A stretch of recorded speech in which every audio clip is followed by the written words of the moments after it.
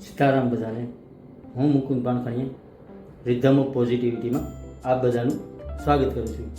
આજનો મારો positive thought છે, શરૂઆત હંમેશા મુશ્કેલ હોય છે.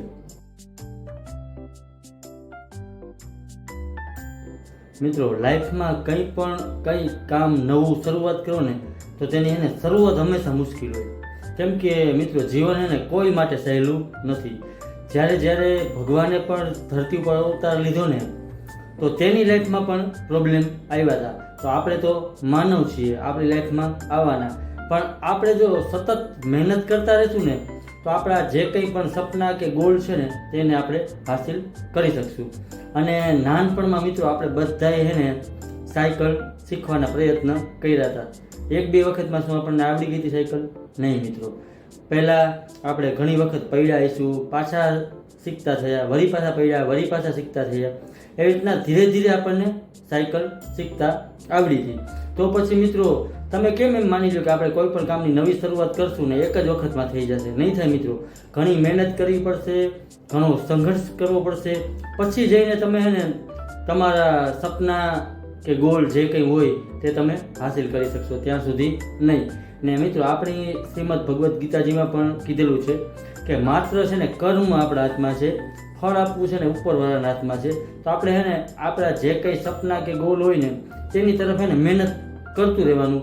અને ક્યારેક ના મળે ને કે ના પૂરું થાય ને તમારું કામ, તો તમારી હિંમત ક્યારેય નહીં હારવાની.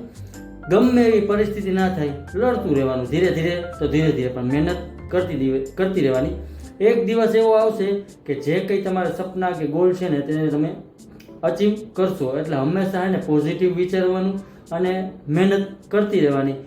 એક સમય એવો આવશે કે બધા સપના તમારા સાકાર થશે. માત્ર પેશન્સની જરૂર છે, ધીરજ રાખવાની.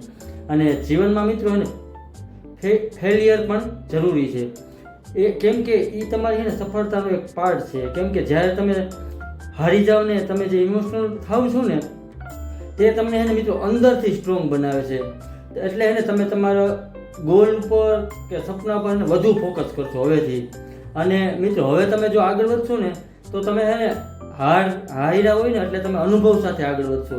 એટલે તમને આગળ વધવામાં પણ ઘણી મજા આવશે. એટલે તમે ધીરે ધીરે આગળ વધતા રહેશો એટલે તમને રસ્તા મળતા રહેશે. તમારા માત્ર તમારું જે ગોલ કે સપનું હોય ને એ સાચું હોવું જોઈએ. કર્મનો સિદ્ધાંત છે, જો તમારા ખાતામાં સત્કર્મનું બેલેન્સ હશે ને તો તમને દુનિયા આખી તમારાથી વિરુદ્ધ હોય ને તો પણ તમને કુદરત સાથ આપશે. એટલે શરૂઆત ભલે દીકરો ગમે એટલી મુશ્કેલ હોય મિત્રો, પણ એક સમય તો એવો આવશે કે તમે જે વિચાર્યું હોય છે ને એ થશે.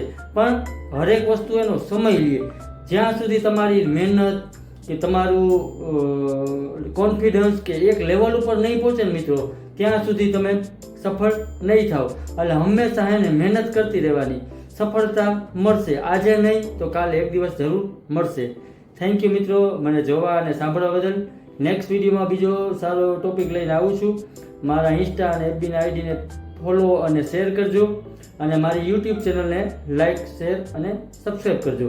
અને મિત્રો, કોમેન્ટ પણ કરજો, જેથી કરીને આપણે વધુ લોકો સુધી પોઝિટિવિટી સ્પ્રેડ કરી શકીએ. અને મિત્રો, કોઈ પણ કામ જીવનમાં શરૂઆત મુશ્કેલ જ હોય તો મુશ્કેલી આવે તો ગભરાવાનું નહીં, મહેનત કરતી રહેવાની. એક દિવસ તમે સફળ થશો. Thank you all of you.